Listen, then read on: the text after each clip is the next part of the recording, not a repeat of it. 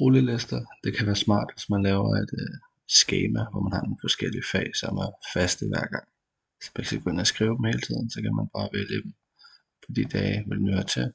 Eller hvis man for eksempel laver en aktivitetsliste, hvor opgaven skal tildeles nogle bestemte personer, eller man vil kunne markere, om det haster eller ikke haster. Ja.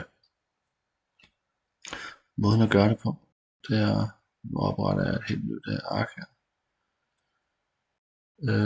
Først så skal man have data-fanebladet frem heroppe, og som udgangspunkt er det ikke tilsluttet eller talt i Excel.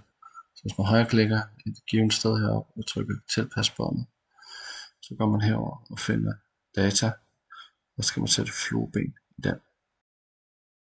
Når man har gjort det, så kan man lave en test her, for eksempel skriver, hvem skal have overladet om fredag. Så siger vi i den her celle, at vi gerne have en rulleliste, hvor vi kan vælge de samme 5 navne hver gang.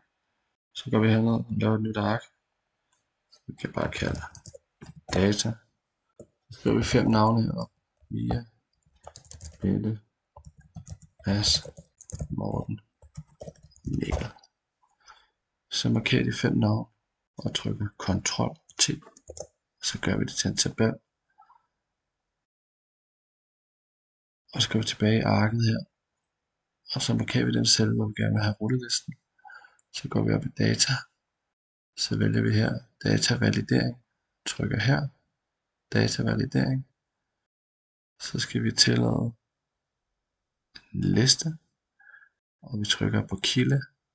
Og mens den står og blinker der i kilde, så går vi tilbage i dataarket. Og så markerer vi navnene her. Og sikrer os, at der er en stiplet linje hele vejen med navnene. Trykker OK. Så har vi muligheden for at vælge de samme 5 navne. Ja. Sådan skal det gøres.